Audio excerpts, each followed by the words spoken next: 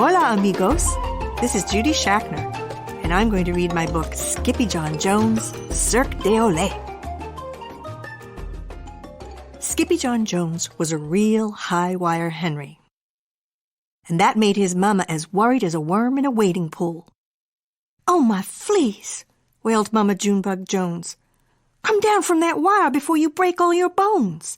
"He can't hear you," sang his sisters, Jujubee, Jezebel, and Jillyboo. "'cause Skippy's up in Squirrely World." The girls were right. The kitty boy was performing tail-tingling tricks on the telephone wire above them. "That's amazing," gushed the girls. "He should join the circus." "Circus berserkus," groaned Mama. "I'm calling the fire department."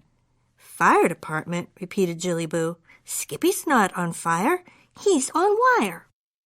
But before Junebug Jones could press a button, the kitty boy did a triple spin backflip dive right into Mama's apron pocket.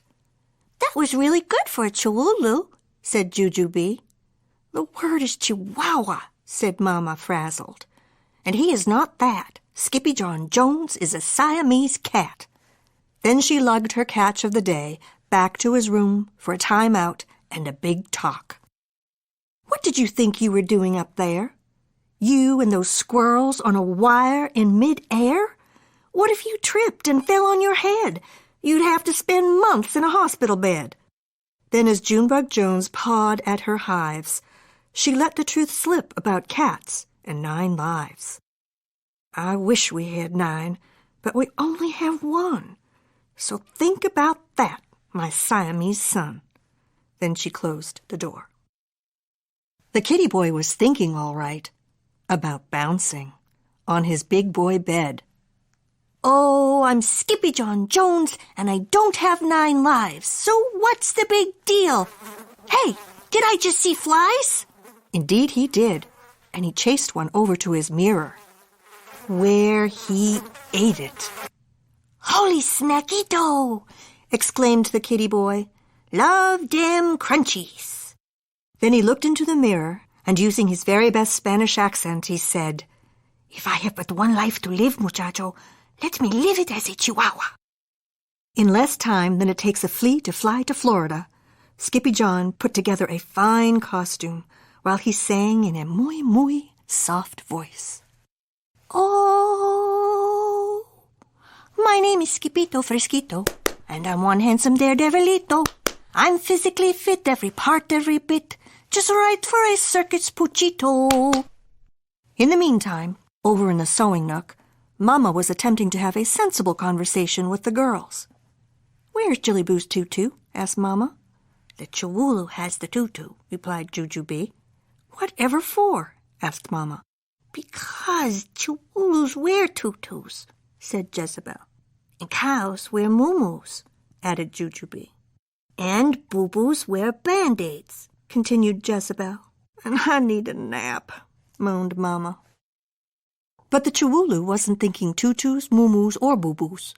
He was thinking of flying through the air with the greatest of fleas, just like the dog on a flying trapeze. Until thump, he planted his paws in a perfecto landing on the turf outside the Cirque d'Olé! Shouted his amigos, los chimichangos. "Hola!" hollered back Skippito Fresquito, the great acrobatito, to his barking buddies. "Hold your ponies, Papito," declared Poquito Tito, the smallest of the small ones. "Have you grown a bigote?" "No, I did not grow a mustachito," answered the gatito. "It's just part of my costume." "Bueno," said Don Diego, the biggest of the small ones, "because we need you to grow something mucho más importante." "But what can be more important than a mustache, muchachos?" asked Skippito. "Los músculos," said all the papitos. "Not the lumpitos giganticos," declared Skippito. "Oh, sí, muchacho," said Poquito Tito. "The muscles." Then Don Diego pulled an old circus poster out of his right ear and let it unroll. "Now do you get it, dude?" "Oh, I get it all right," said Skippito. "It means I am low dog on a totem pole." This made the Chihuahuas twist and shout. "Oh, yes, that's right, Skippito. Your cabeza is just what we need, and your muscles must grow just in time for the show, or else we will all crumbalito." Then all the burritos snuck under the skirts of the big top. First, the muchachos tippy-toed by the caballista, practicing on her pony. Then they slipped past the payaso, putting his paper-popping puppy through his paces. But it wasn't until they reached the elefante that the papitos had to worry. "Watch your step, amigos," warned Poquito Tito. "We are but pulgas to her." "We are not fleas," said Skippito. "We are chihuahuas." And that wasn't all the doggies had to watch out for. They saw leones and tigres and osos. Oh, my! But the most dangerous animal of all lay sleeping like a baby in his cage. "Let's take a peek, papitos," said Skippito. "Let's just take his traje," suggested Poquito Tito. "Not his costume," declared Skippito, alarmed. "Por qué?" "Because it will look mucho mejor on you, señor." Then they raced like rabbits over to their dressing room. But the circus waits for no dog. So with the speed of a spitball, the puchitos changed their chico into a world-class circus perro con músculos. First they gave him a vitamina. Then they pulled on his new traje. "It's too big," complained the gatito. "No worries," woofed Don Diego. "We will pump you up." And pump the perros did, singing, "Papalito, we'll give you the muscles you need, oh. 'Cause strong you must be for the triple TP, so it don't all go boom, tambalito." Then it was the moment of truth as they floated Skippito out under the big top. Perros poured out from every point and piled on top of Skippito's grande cabeza. Up, up, up! They climbed until they formed a perfecto tower of tiny trembling chihuahuas.